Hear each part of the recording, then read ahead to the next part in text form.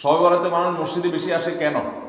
এই রাতে বেশিরভাগ মানুষ মসজিদে যায় বা ইবাদত বন্দেগী করে যার যার মতে করে। বেশিরভাগ মানুষের ধারণা হলো যে এই রাতে ভাগ্য ঠিক হয়। যেহেতু ভাগ্য ঠিক হয়, ভাগ্য নির্ধারণ হয়, সেই জন্য এই রাতে মসজিদে যায়, ভিড় জমায় যে একটা রাতে ইবাদত বন্দেগী করে যদি ভাগ্যটা নিজের অনুকূলে লিখে নেওয়া যায়, সারা বছরের ভালো কিছু লেখাই নেওয়া যায়, তাহলে তো সারা বছর ভালো থাকা যাবে। এই জন্য ওই একটা রাত একটু বেশি ইবাদত বন্দেগী করার চেষ্টা করে। ঠিক না বেঠিক? আল্লাহ রাব্বুল আলামিন আমাদের জন্য যে তাকদীর প্রতি বছর লিপিবদ্ধ করেন, সেটা কোন রাতে হয়? শবে কদর বলছে এলাকার মানুষ। সারা দেশের মানুষ তো জানে শবে বরাত। এলাকার মানুষটা সঠিকটা জানেন, বোঝা গেল। সারা দেশের মানুষ তো জানে ভাগ্য নির্ধারণ হয় শবে বরাতে। ভাইরা আমার, কোরআনে হাকিমে সূরা দুখানের ৩ এবং ৪ নম্বর আয়াত যদি আপনি দেখেন, আল্লাহ রাব্বুল আলামিন ইরশাদ করেছেন, ইন্না আনজালনাহু ফি লাইলাতিন মুবারাকাহ ইন্না কুন্না মুনজিলিন ফিহা ইউফরাকু কুল্লু আমরিন হাকিম। আল্লাহ বলেছেন, আমি নিশ্চয় কোরআনকে নাজিল করেছি, অবতীর্ণ করেছি একটি বরকতময় রাতে। আর এই বরকতময় রাতটা কোন রাত? যে রাতে কোরআন নাজিল হয়েছিল শবে কদর। কোনো সন্দেহ আছে? কারণ কোরআনের আরেক আয়াত বলছে, ইন্না আনজালনাহু ফি লাইলাতিল কদর, আমি কোরআনকে নাজিল করেছি যে রাতে, সেটা হলো লাইলাতুল কদরে। তাহলে লাইলাতুল কদরে আল্লাহ কোরআন নাজিল করেছেন। আর সূরা দুখানে বলেছেন, আমি একটি বরকতময় রাতে কোরআন নাজিল করেছি। তাহলে এখানে বরকতময় রাত বলতে যে লাইলাতুল কদরকে বোঝানো হয়েছে, সেটা দিনের আলোর মতো পরিষ্কার। ঠিক কিনা বলেন? এরপর আয়াত আল্লাহ বলেছেন, ফিহা ইউফরাকু কুল্লু আমরিন হাকিম, এই বরকতময় রাত যে রাতে কোরআন নাজিল হয়েছে, অর্থাৎ লাইলাতুল কদর, সেই রাতেই সমস্ত গুরুত্বপূর্ণ হিকমাপূর্ণ বিষয়গুলো সব ধার্য হয়ে থাকে, নির্ধারণ হয়ে থাকে। এই আয়াতের আলোকে বোঝা যায় মানুষের ভাগ্য সারা বছরের যেটি লিপিবদ্ধ হওয়ার কথা, সারা বছরের যে বাজেট হওয়ার কথা, সেটা হয়ে থাকে লাইলাতুল কদরে, শবে কদরে। মধ্য শাবানের রাত, এ রাতে আল্লাহ তাআলা মানুষকে সাধারণ ক্ষমা ঘোষণা করেন। যাদের মনে হিংসা নাই, যাদের মনে মানুষের প্রতি বিদ্বেষ শত্রুতা নাই, এবং যারা শিরকে লিপ্ত না, এই মানুষগুলো ছাড়া বাকি মানুষগুলোকে মধ্য শাবানের রাত, যেটাকে আমরা শবে বরাত বলি, হাদিসের ভাষ্য শবে বরাত নয়, হাদিসের ভাষ্য হলো লাইলাতুন নিসফি মিন শাবান, সেই রাতে আল্লাহ রাব্বুল আলামিন বান্দাকে সাধারণ ক্ষমা ঘোষণা করেন। এটা একটা ভিন্ন বিষয়, কিন্তু বছরের সবচেয়ে শ্রেষ্ঠ রাত হলো লাইলাতুল কদর, যেই রাতে আল্লাহ তাআলা বান্দার ভাগ্য ঠিক করেন। এই রাতে যে ভাগ্য আল্লাহ নির্ধারণ করে থাকেন, সেই নির্ধারণটা যেন আমাদের অনুকূলে হয়, সেই নির্ধারণটা যেন আমাদের জন্য কল্যাণকর হয়। আল্লাহ যেন আমাদের ভাগ্যে ভালো কিছু লেখেন, খারাপ কিছু যেন না লেখেন। আল্লাহ যেন তাকদীরে আমাদেরকে ভালো কিছু দেন, মন্দ কিছু থেকে বাঁচিয়ে রাখেন। সেজন্য আমরা সবাই কামনা করি কি করি না?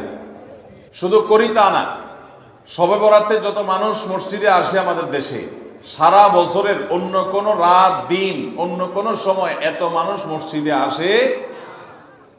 কারণ কি? শবে বরাতে মানুষ মসজিদে বেশি আসে কেন?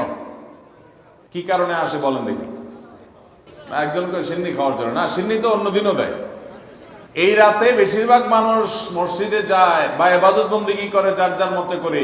বেশিরভাগ মানুষের ধারণা হলো যে এই রাতে ভাগ্য ঠিক হয়।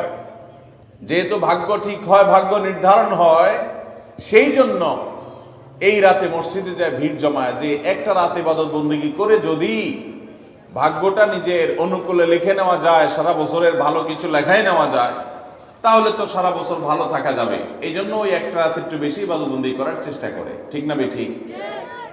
ভাইরা আমার, প্রথম কথা হলো ভাগ্য নির্ধারণ এই রাতে নয়, বরং লাইলাতুল কদরে হয়। দ্বিতীয় কথা হলো ভাগ্য নির্ধারণের জন্য একটা রাত মসজিদে গিয়ে ইবাদত বন্দেগী করলেই আমার ভাগ্য নির্ধারিত হয়ে যাবে বা ভাগ্য ভালো কিছু লেখা হয়ে যাবে ভাগ্যে, এরকম কোন কথা কোরআন বা হাদিস থেকে পাওয়া যায়? কোরআন হাদিসে কি পাওয়া যায়? সূরা নাহাল আয়াত নম্বর ৯৭। আল্লাহ রাব্বুল আলামিন ইরশাদ করেছেন, মান আমিলা সালিহাম মিন যাকারিন আও উনসা ওয়া হুয়া মুমিন, পুরুষ হোক আর নারী হোক, যে কোনো ব্যক্তি যদি ঈমানদার অবস্থায় ভালো কাজ করে, কোরআন হাদিসে নির্দেশিত কাজ, আল্লাহ যা করতে বলেছেন, রাসূল সাল্লাল্লাহু আলাইহি ওয়াসাল্লাম যা করতে বলেছেন, যদি সে কাজগুলো করে, এমত অবস্থায় করে যে সে ঈমানদার, অর্থাৎ ঈমান থাকতে হবে, ঈমান আছে এই অবস্থায় যদি নেক আমল করে, তাহলে কি হবে? আল্লাহ বলেছেন ফালানুহিয়ান্নাহু হায়াতান তাইয়্যিবাহ, তাহলে সেই পুরুষ সে নারীকে আমি পবিত্র জীবন দান করব। এই পবিত্র জীবনে মানুষ সুখী থাকবে, এই পবিত্র জীবনে মানুষ সমৃদ্ধ থাকবে, এই পবিত্র জীবনে মানুষ ভালো থাকবে, নেক থাকবে। ওয়ালানাজজিয়ান্নাহুম আজরাহুম বিআহসানি মা কানু ইয়ামালুন, এবং এই ইমানদার নারী পুরুষরা যদি নেক আমল করে, ভালো কাজ করে যদি সব সময়, তাহলে সেক্ষেত্রে আল্লাহ বলেছেন তারা যে ভালো কাজ করেছে ওইটা সবচেয়ে উত্তম বিনিময় আমি তাদেরকে দান করব। তাহলে এই আয়াত থেকে প্রমাণ হয়, যদি কেউ ঈমান আনার পর নেকামল করতে থাকে, নেকামল করতে থাকে, একদিনের নেকামল নয়, এক রাতের নেকামল নয়, সারা বছর জুড়ে সারা জীবন ধরে ভালো কাজ করার চেষ্টা যদি কেউ করে, আল্লাহ তাআলা তাকে পবিত্র জীবন দিবেন, সৌভাগ্যবান মানুষের জীবন দিবেন, সুখী মানুষের জীবন দিবেন। এখান থেকে বোঝা যায় কি, ভাগ্য নির্ধারণের জন্য এক রাত আমল করতে হবে নাকি সারা বছর? সূরা আরাফ আয়াত নম্বর 96, ওয়ালাউ আন্না আহলাল কুরা আমানু ওয়াত্তাকাউ, যদি কোন জনপদের লোকেরা ঈমান আনে আর তাকওয়া অবলম্বন করে। তাকওয়া কি? তাকওয়া হলো আল্লাহর ভয়ে সে আল্লাহর নির্দেশগুলো মানে আর হারামগুলো বর্জন করে, এরকম যদি কেউ করে, লাফাতাহনা আলাইহিম বারাকাতিম মিনাস সামাই ওয়াল আরদ, আল্লাহ বলেছেন তাহলে ওই ব্যক্তিকে আসমান এবং জমিন থেকে সমস্ত বরকত সমূহের দুয়ার সবগুলো তার জন্য খুলে দেওয়া হবে। তাহলে বোঝা গেল মানুষের জীবনে বরকত নাজিল হবে, মানুষ সুখে থাকবে, ভালো কিছু তার তাকদিরে লেখা হবে। তখন যখন বান্দা নেক আমল করে, যখন বান্দা গুনাহ থেকে বাঁচে, তাকওয়া অবলম্বন করে, তখন তার ওই এক রাত্রে গিয়ে আলাদা কিছু দোয়া বা বিশেষ পদ্ধতির কোনো জিকির আজকার এটা প্রয়োজন হয় না, বরং সে সারা বছর জুড়ে আল্লাহ তাআলা তার নসিবে ভালো কিছু লেখেন, যদি সে বছর জুড়ে সারা জীবন ধরে নেক আমল করে গুনাহ থেকে বাঁচে। ভাইরা আমার, ধরুন আপনার বাসায় দুইটা মেশিন আছে, সেলাই মেশিন আছে।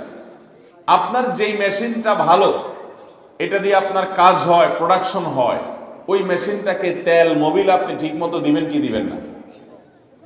যেহেতু ওইটা সার্ভিস দেয় আপনাকে, ওখান থেকে আপনার প্রোডাকশন হয়, ভালো কিছু অর্জিত হয়, সেজন্য আপনি অটোমেটিকলি সেটার জন্য বিদ্যুৎ সাপ্লাই দিবেন, গ্যাস লাগলে গ্যাসের সাপ্লাই যে মেশিনের জন্য দরকার সেটা দিবেন, তেল মোবিল যা যা দেওয়া দরকার সেটা দিবেন, নষ্ট হলে সাথে সাথে ওটা ঠিক করাবেন, যা যা দরকার সব ব্যবস্থা আপনি করবেন। কারণ মেশিনটা আপনার প্রোডাক্টিভ, মেশিনটা আপনার প্রোডাকশন দিচ্ছে, এখান থেকে ভালো কিছু পাওয়া যাচ্ছে, সেজন্য আপনি এটা দিবেন।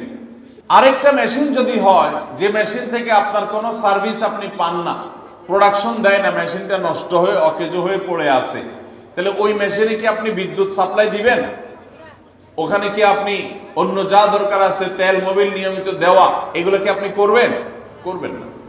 হ্যাঁ, ওইটার জন্য মাসে মাসে কিস্তি যদি দেওয়ার দরকার হয়, আগে থেকে কিনা থাকে, তাহলে আপনি হয়তো কিস্তি পরিশোধ করবেন, অন্য কিছু আগে থেকে করা দরকার আছে সেটা আপনি করবেন।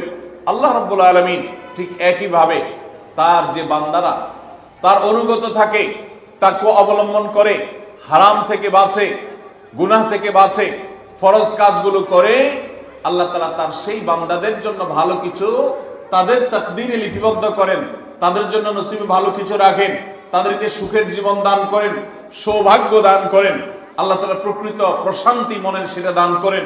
আল্লাহর ঈমানদার এবং নেককার বান্দাদেরকে, আমলে সালেহ করনেওয়ালা বান্দাদেরকে, মুত্তাকি পরহেজগার বান্দাদেরকে। আর যারা আল্লাহর এই আনুগত্য করে না, যারা আল্লাহ রাব্বুল আলামিনের প্রতি ঈমান আনে না, যারা নেক আমল করে না, যারা তাকওয়া অবলম্বন করে না, এই মানুষগুলো তাদেরকে আল্লাহ তাআলা ওই দুনিয়াতে বেঁচে থাকার জন্য, দুনিয়া সিজনুল মুমিন ওয়া জান্নাতুল কাফির হাদিসে আসছে, ঈমানদারের জন্য হলো জেলখানা আর কাফিরের জন্য জান্নাতের মতো যা খুশি করতে পারে। আল্লাহ তাআলা তাকে কিছু রিজিক দিয়ে বাঁচায় রাখেন, কিন্তু এই রিজিকের কোনো মূল্য আল্লাহর কাছে নাই। নবী করিম সাল্লাল্লাহু আলাইহি সাল্লাম বলেছেন, যদি দুনিয়া এবং দুনিয়ার মধ্যে যা কিছু আছে এগুলো যদি মাছির ডানার মতো মূল্য রাখতো, তো আল্লাহ তাআলা দুনিয়াতে আল্লাহর প্রতি অবিশ্বাসী কাউকে এক ঢোক পানিও পান করতে দিতেন না। এখান থেকে বোঝা গেল এই দুনিয়া যত কিছু আমরা ভোগ করি এগুলো আল্লাহ রাব্বুল আলামিনের কাছে এগুলো 2 পয়সার কোনো দাম নাই। বিশেষ করে যারা আখিরাতে বিশ্বাসী না, যারা আল্লাহর প্রতি ঈমান নাই, সে কাফেরদের জন্য এগুলো আল্লাহ তাআলা দিয়ে থাকেন, কারণ এগুলো সামান্য সময়ের ভোগ, অনন্ত অসীমকালের সুখ এবং দুনিয়ার প্রকৃত প্রশান্তি এটা আল্লাহ শুধু তার ঈমানদার বান্দাদের জন্যই বরাদ্দ করে রেখেছেন।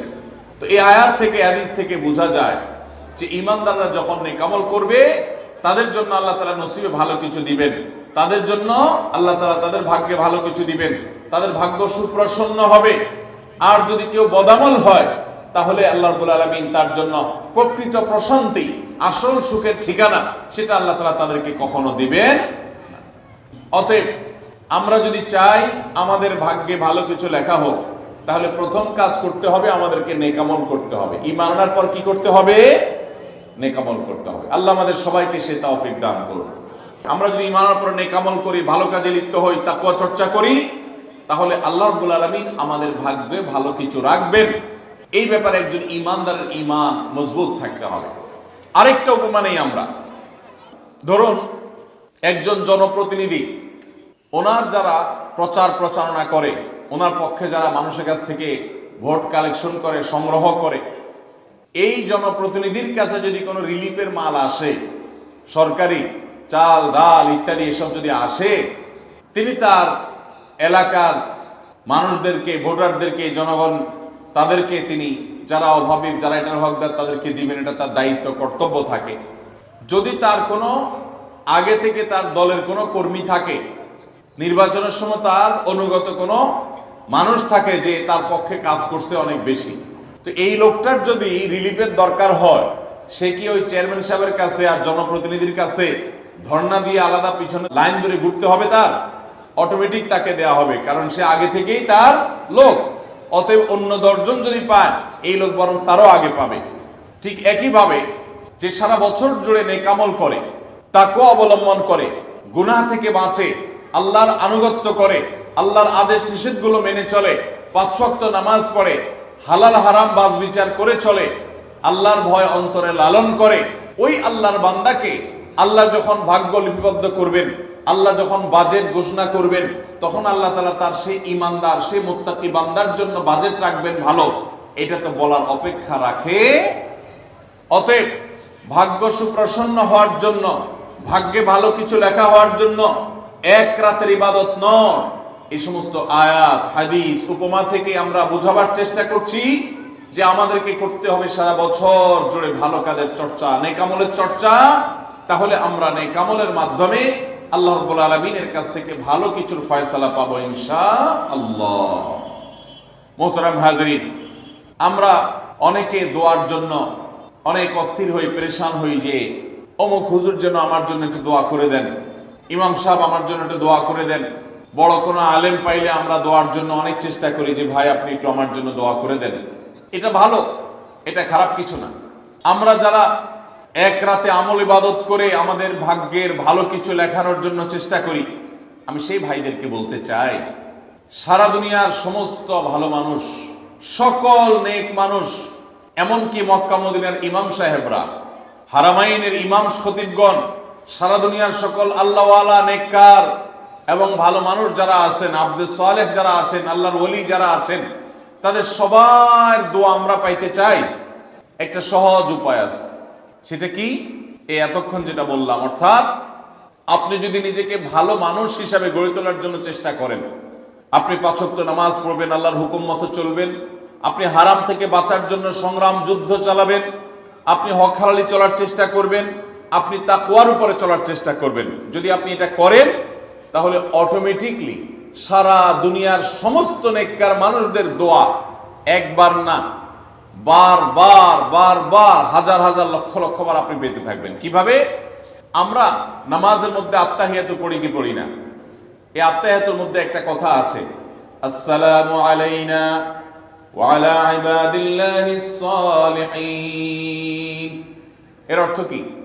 এর অর্থ হলো, হে আল্লাহ, নামাজের মধ্যে নামাজরত অবস্থা দোয়া, এখানে দোয়া করছে মুসল্লি, হে আল্লাহ, আসসালামু আলাইনা, আল্লাহ আমার প্রতি শান্তি বর্ষিত হোক, আমাদের প্রতি শান্তি বর্ষিত হোক, ওয়া আলা ইবাদিল্লাহিস সালিহিন, এবং আল্লাহর যত নেককার বান্দা আছে সারা পৃথিবীতে, সারা দুনিয়াতে যত নেককার বান্দা আল্লাহর আছে, যারা ভালো কাজ করার চেষ্টা করে, যারা হক হালালি চলার চেষ্টা করে, যারা হারাম উপার্জন করে না, যারা হারাম জিনিস দেখে না, হারাম জিনিস ধরে না, হারাম খায় না, হারাম কথা বলে না, হারাম জায়গায় যায় না, হারাম কাজ করে না, 5 ওয়াক্ত নামাজ পড়ে, যাকাত ফরজ হলে যাকাত দেয়, হজ ফরজ হলে হজ করে, রমজান আসলে রোজা রাখে, সকল ফরজ কাজগুলো করে, এক কথায় কোরআন হাদিসকে মেনে চলার চেষ্টা করে যারা, তার জীবনের অক্ষরে অক্ষরে প্রতিটা পদক্ষেপে, এদেরকে বলা হয় নেককার বান্দা।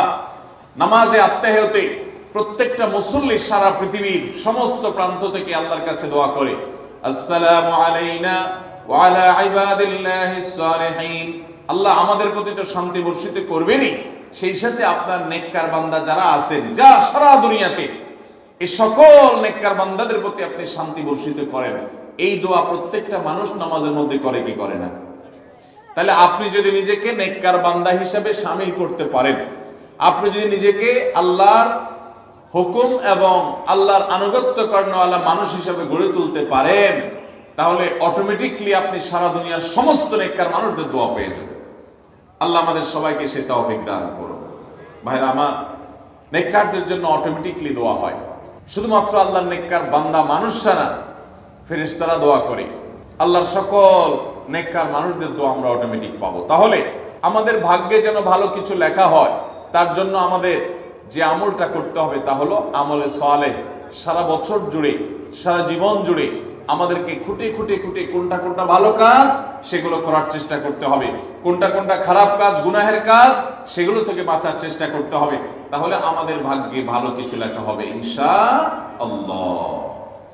সহিহ বুখারীর একটি হাদিস থেকে আমরা আমাদের নসিবে ভালো কিছু আল্লাহ তাআলা লিপিবদ্ধ করবেন এরকম একটি আমলের কথা আমরা জানি। সকল সাধারণ নেক আমলের মধ্যে সেটা শামিল আছে, এটাকে আলাদা করে নবী সাল্লাল্লাহু আলাইহি ওয়াসাল্লাম বলেছেন। সেটা কি? তিনি বলেছেন, মান সাররাহু আন ইউবসাতা লাহু ফি রিজকিহি আও ইউনসা লাহু ফি আথারিহি ফালইয়াসিল রাহিমাহ।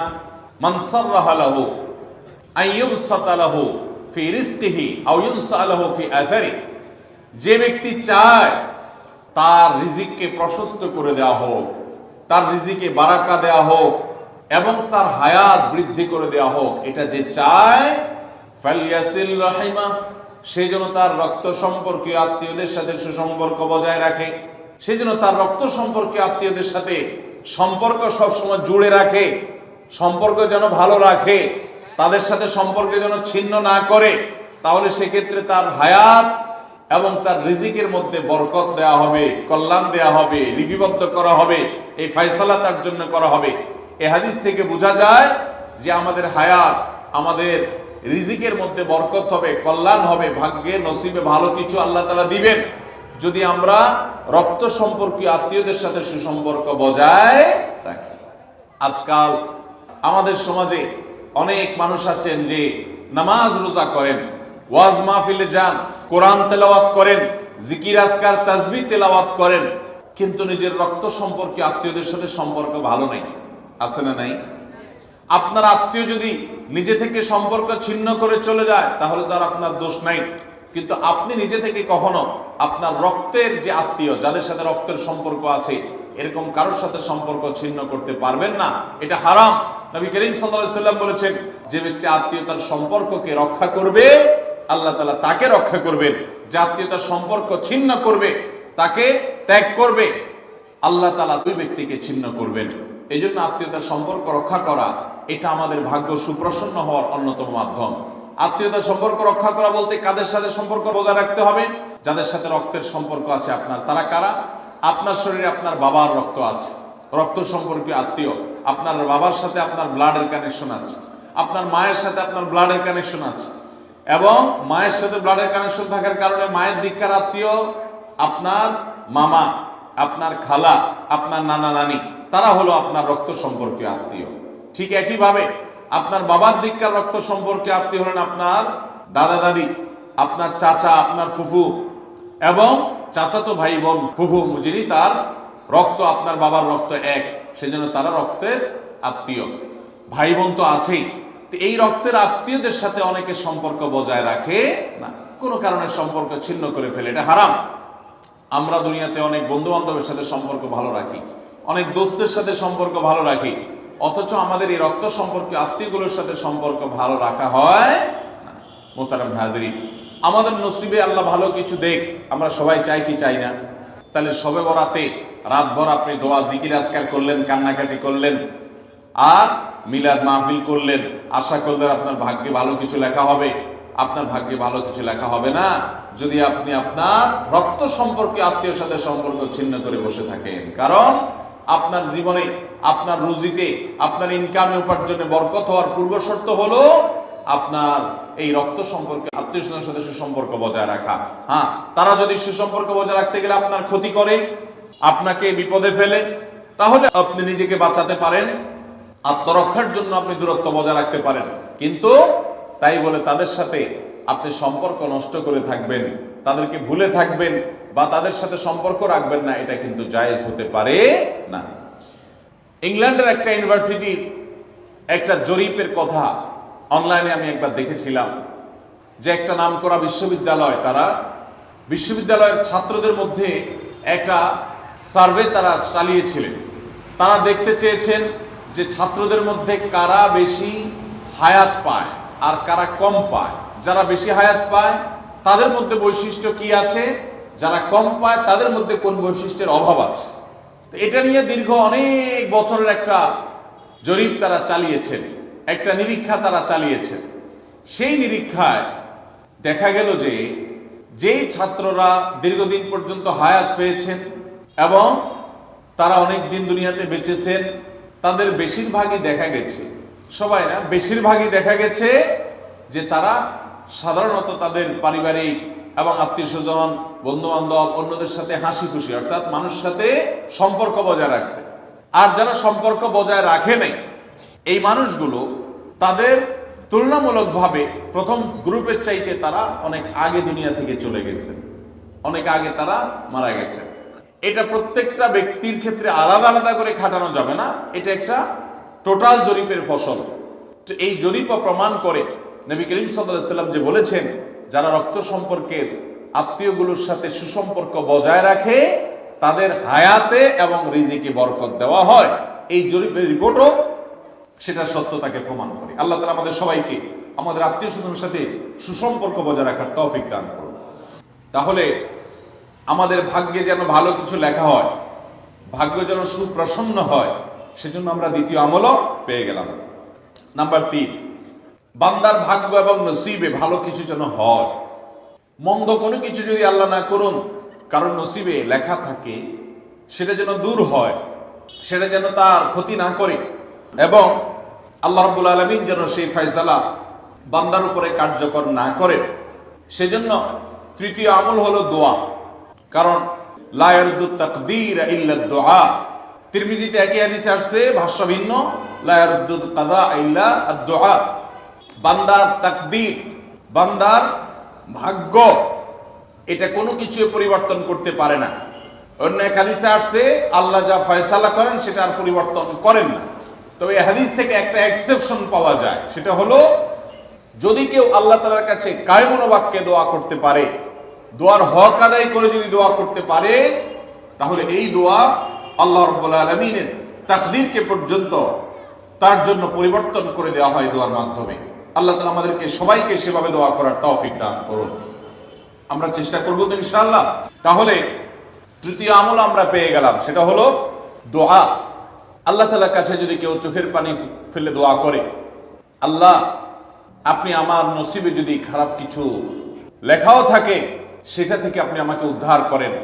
যদি কেউ দোয়ার হক আদায় করে দোয়া করতে পারে, দোয়া কবুলের জায়গাগুলোতে দোয়া করতে পারে, যথাযথভাবে দোয়া করতে পারে, দোয়ার শর্ত পূরণ করে দোয়া করতে পারে, কায়মন বাক্যে দোয়া করতে পারে, চোখের পানি ফেলে দোয়া করতে পারে, দোয়া এত বড় অস্ত্র, দোয়া এত বড় মাধ্যম, দোয়া এত বড় একটা উপায় যে এটা দিয়ে আল্লাহর লিখন, আল্লাহর তাকদীর, এটা আল্লাহর কাছ থেকে পরিবর্তন করিয়ে আনা যায় এই দোয়ার মাধ্যমে। অথচ এই দোয়াও আমরা বেশি মানুষ করতে পারি না। আমরা হুজুরদের দিকে চায় থাকি যে হুজুরদের সাথে আমরা শুধু আমিন আমিন বলবো, নিজেরা আল্লাহর কাছে দোয়া করবো এটা আমরা জানি না, অথচ আল্লাহ বলেছেন উদউনি আস্তাজিব লাকুম, তোমরা আমার কাছে দোয়া করো, আমি তোমাদের দোয়া কবুল করব। অতএব ভাইরা আমার, আমরা আল্লাহ রাব্বুল আলামিনের কাছে আমাদের ভাগ্যে যেন ভালো কিছু লেখা হয়, সেজন্য আল্লাহর কাছে বেশি বেশি করে দোয়া করব। এবং আমাদের তাকদীরে যদি কোনো ক্ষতিকর কিছু থাকে তো সেটা যেন আমাদের ক্ষতি না করে আল্লাহ রাব্বুল আলামিন যেন আমাদের প্রতি রহম করেন, এই মর্মে আমরা যদি দোয়া করি তো দোয়ার মাধ্যমে আল্লাহ তাআলা তাকদীরও পরিবর্তন করে। অবশ্য তাকদীরের মধ্যে দুইটা প্রকার আছে, একটা তাকদীরে মুবরাম আর একটা তাকদীরে গায়রে মুবরাম। তাকদীরে গায়রে মুবরাম যেটা, সেটা তাকদীর দোয়ার মাধ্যমে ফয়সালা আল্লাহ পরিবর্তন করেন। মুবরাম যেটা পরিবর্তন করেন না, অর্থাৎ যেটা চূড়ান্ত করেছেন আল্লাহ তাআলা আগে থেকে, সেটা পরিবর্তন করেন না। তবে বান্দার হায়াতের ক্ষেত্রে কোন কোন হাদিস থেকে জানা যায় আল্লাহ রাব্বুল আলামিন কোন নেক আমলের ফলে দোয়ার মাধ্যমে আল্লাহ রাব্বুল আলামিন অনেক সময় সেটাতে পরিবর্তন করেন এবং সেটাতে বারাকা দান করেন। অতএব আমাদেরকে তাকদীর ভাগ্য যেন সুপ্রসন্ন হয়, আমাদের নসিব যেন ভালো হয়, আল্লাহ যেন ভালো কিছু দান করেন, সেজন্য শবে বরাতে রাত ভরে ইবাদত বন্দিগি এই জন্য নয়, বরং আমাদের ভাগ্যে ভালো কিছু হওয়ার জন্য বছর জুড়ে আমাদেরকে নেক আমল করতে হবে। এক রাত ইবাদত বন্দেগি করলেন, সারা বছর কোন নফল নামাজ, ফরজ নামাজ, অন্যান্য ফরজ কাজ করলেন না, আর আপনি আশা করলেন যে আল্লাহ আপনার জন্য ভাগ্যে ভালো কিছু লিখে দিবে, এটা সঠিক নয়। আর ভাগ্যের নির্ধারণটা মূলত লাইলাতুল কদর, এটি বোঝা যায় সূরা দুখান থেকে, অন্যান্য সূরা থেকে। অতএব আমাদের সবাইকে আমাদের ভাগ্যে ভালো কিছু লেখার জন্য বেশি বেশি আমাদের 5 ওয়াক্ত ফরজ নামাজ সহ আল্লাহর সমস্ত ফরজ বিধানগুলো মেনে চলতে হবে, হারাম এবং গুনাহের কাজগুলো থেকে বেঁচে চলতে হবে, এবং সেই সাথে আমাদের সবাইকে বেশি বেশি করে বিশেষ করে নেককারদের কাতারে শামিল হতে হবে। আমি যত বেশি নেককার হতে পারবো, ওই যে নামাজে আত্মেহাতের মধ্যে নেককারদের দোয়া পাবো, আমার প্রতি শান্তি আল্লাহর এমনি বর্ষিত হবে। এবং দ্বিতীয় আমল হলো বেশি বেশি করে আত্মীয় স্বজন, রক্ত সম্পর্কীয় যারা, তাদের সাথে বিশেষভাবে সুসম্পর্ক বজায় রাখতে হবে। সম্পর্ক নষ্ট করা যাবে না, সম্পর্ক ছিন্ন করা যাবে না। এবং তৃতীয় আমল হলো বেশি বেশি দোয়া করতে হবে। এই তিনও আমল যখন আমরা একযোগে চালাবো, একদিক থেকে সাধারণ সব নেক আমল করব, বিশেষভাবে আমি আত্মীয় স্বজনের সাথে সুসম্পর্ক বজায় রাখার চেষ্টা করব, এবং আল্লাহর কাছে দোয়ার আমলটা বেশি বেশি করব, বরকত নাজিল হওয়ার মতো কাজগুলো বেশি বেশি করব, ইনশাআল্লাহ আল্লাহ রাব্বুল আলামিন আমার নসিবে ভালো কিছু দিবেন এবং মন্দ কিছু থেকে আমাকে বাঁচাবেন। নবী করিম সাল্লাল্লাহু আলাইহি সাল্লাম আল্লাহর কাছে দোয়া শিক্ষা দিয়েছেন, আল্লাহুম্মা ইন্নী আউযু বিকা মিন দারকিল বালা, আল্লাহুম্মা ইন্নী আউযু বিকা মিন সুইল কাদা। আল্লাহ, আপনার কাছে আমার ভাগ্যের ক্ষতি থেকে আমি আপনার কাছে পানা চাই। অর্থাৎ আমার তাকদীরে কাজার মধ্যে যদি কোনো ক্ষতিকর কিছু আপনি লিখে থাকেন, তাহলে সেই সুউল কাজা, এটা থেকে আমি আপনার কাছে পানা চাই। অতএব এই মর্মে আল্লাহর কাছে যত বেশি আমরা দোয়া করব, আল্লাহ রাব্বুল আলামিন আমাদেরকে তত বেশি হিফাজত করবেন। আল্লাহ তাআলা আমাদের নসিবে দুনিয়া এবং আখিরাতে, ইহকালে এবং পরকালে ভালো কিছু লেখেন, আমাদের নসিবে যেন ভালো কিছু হয় সেই তৌফিক আল্লাহ তাআলা আমাদেরকে দান করেন। আমরা সবাই আমলগুলো করবো তো ইনশাআল্লাহ। আল্লাহ আমাকে আপনাকে আমাদের সবাইকে আমলের তৌফিক দান করুন। আস-সুন্নাহ ফাউন্ডেশন, উম্মার স্বার্থে সুন্নাহর সাথে।